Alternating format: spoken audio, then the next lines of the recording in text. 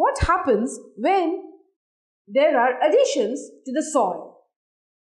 Materials that are added to the soil, such as decomposing vegetation and organisms, that is the organic matter, the O horizon, or new mineral matters deposited by wind or water. So these additions are made. Additions of humus is made to the soil horizon and the organic matter layer is formed. Now simultaneously we also have the losses.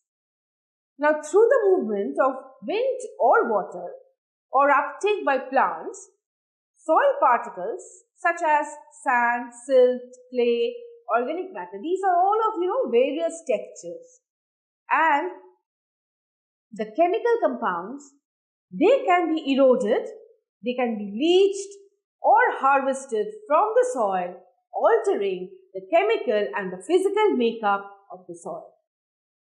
Now apart from the additions and the losses, I've told you that transformation takes place. Transformation, that is the chemical weathering of the sand and formation of clay minerals, transformation of coarse organic matter into decay-resistant organic compound, humus, is formed. Here what happens? Dead leaves, they decompose into humus. And there are hard rocks into soft clay. It is turned due to transformation. Hard rock, due time takes, and there are different leaching processes, there are different mixing effects which leads the hard rock to make into a soft clay. And also you see that oxygen reacts with iron, rusting the soil into a reddish color.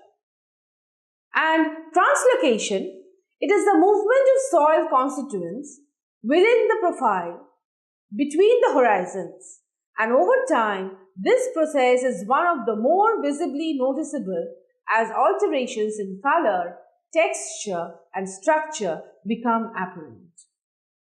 Here I have given a detailed information about the different types and the different types of additions and the removals that are taking place. Now, translocation within the soil profile is primarily due to the gradients in water potential and chemical concentrations within the soil pores. Now, there are soluble minerals, calcium carbonate, then the colloidal material, which are the clays, organic compounds, and iron. They move up or they move down the profile between horizons with water movement and help in translocation.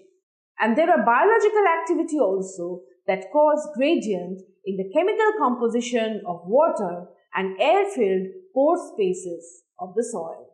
So see here how the physical weathering is breaking rocks into small mineral particles. Here is a soil profile. This is a physical weathering generally takes place in the Arctic region in the cold climates, right? And chemical weathering along with physical weathering takes place in the more humid, in the more warmer areas.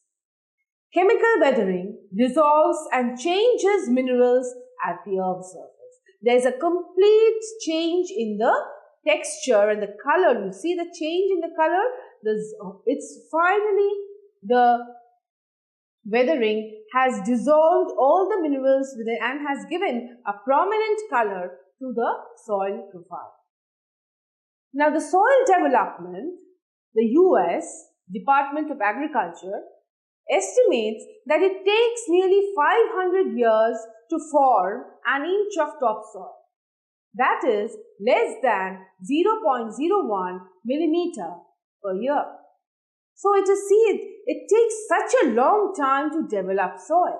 The main processes that we will discuss today are fossilization, laterization and calcification, which are the three specific soil forming processes, and they produce the primary soil types.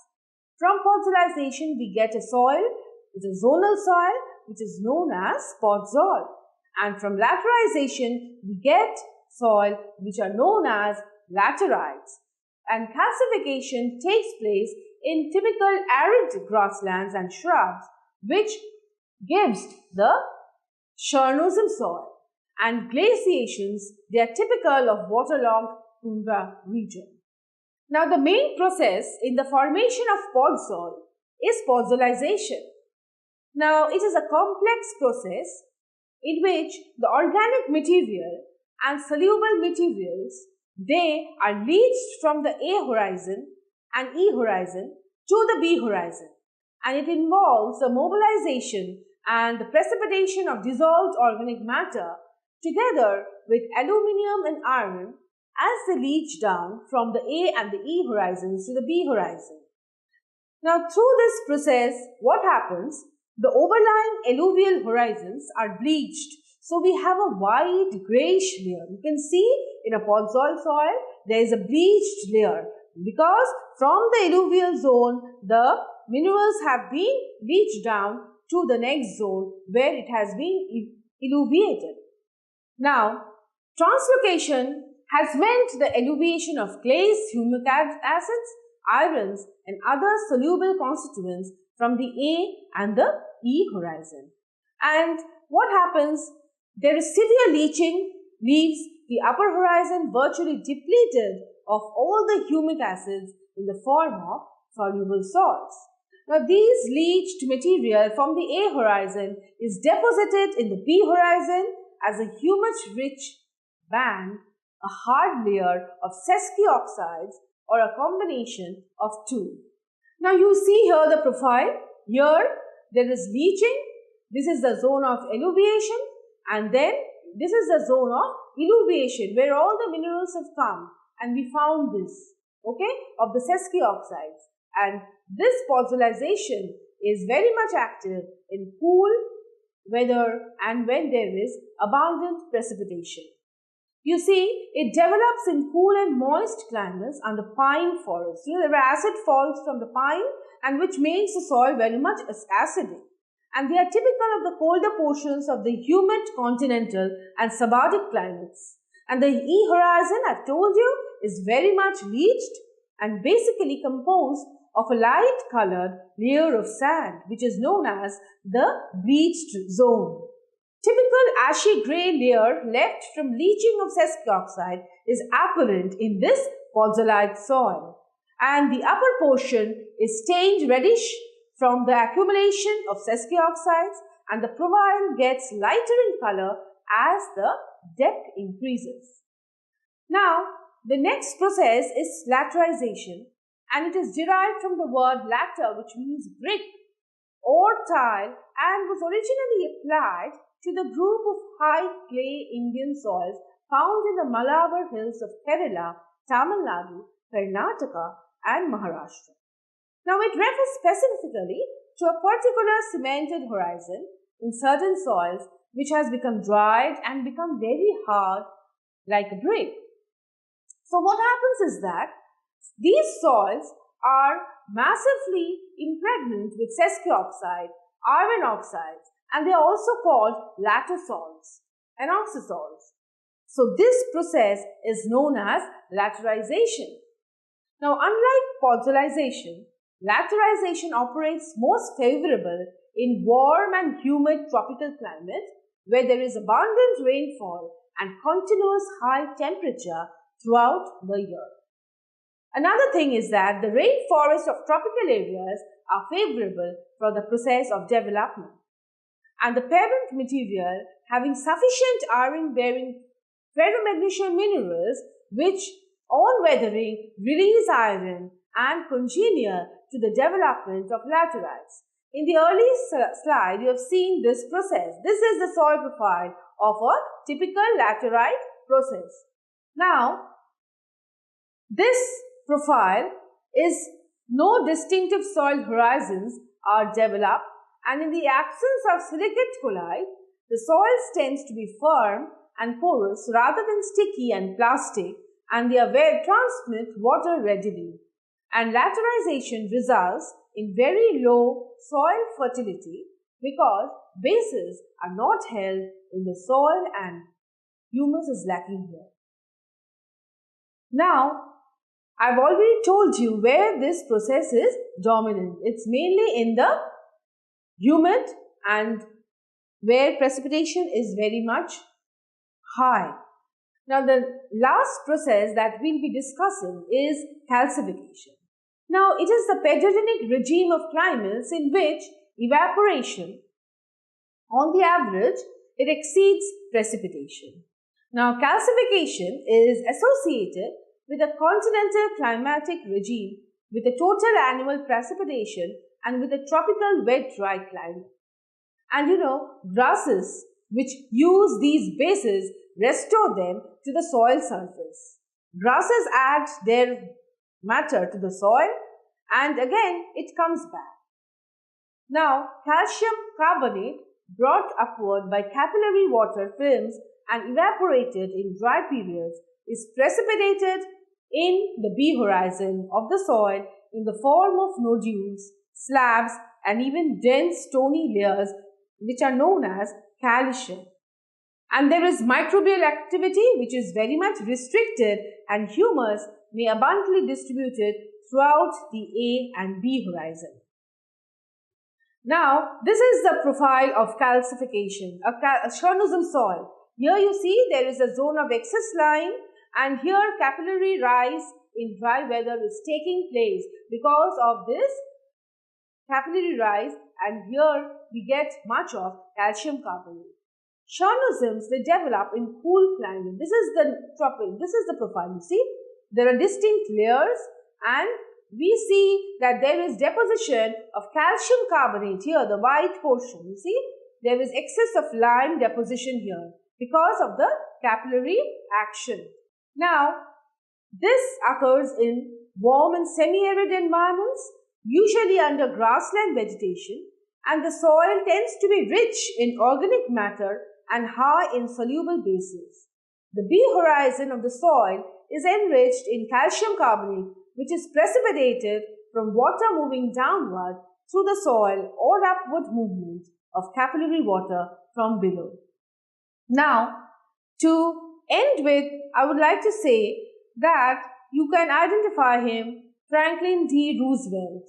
He was an American president, a statesman for, a major term, and he once remarked that the nation that destroys its soil, it destroys itself. He was the one who knew that soil was the most important natural constituent of the natural environment. We cannot deny soil. And it is not that the land on which we are standing now is a soil. Soil needs time. There are different factors that are acting upon it. There are different processes that are acting upon it. And these processes vary from one place to the other place. And they give separate identity, they give separate profile, they give separate physical, chemical composition of the soil profile, and it varies from one place to another place. So my dear students, I tell you that when we are going from one place to another place, if we have a chance to look at the different types of soil, just go and see and just go and watch that how that soil has formed. It is not only a time, it is not only a factor of a few days or few weeks or few years that has led to the development of the soil, but a long time, a time that makes the soil different from one to one. So I say that the nation that destroys its soil destroys itself, as told by Roosevelt, is very much true. And the development of soil, as we have seen, that the factors and the processes together, they make a soil profile, and the soil is distinguished from one place to another place. So students, today we saw that climate, organisms, parent material, relief, and time are the major soil factors that help in the development of soil, and the processes such as fossilization, calcification, laterization, glaciation, which we did not go into detail, and salinization, alluviation, weathering, leaching. These all are the processes that are constantly acting upon the soil and making the soil, giving the soil its most unique characteristics, which is different from others. So, the nation that destroys its soil destroys itself. It was very much true, which was said by Franklin Roosevelt long years ago, and we owe Dokuchev, Jenny, there are many other scientists, Hilgard, Merbert, Joff, who were the soil scientists who helped soil to be incorporated as a natural science, and the developments that were made further for the study. Thank you.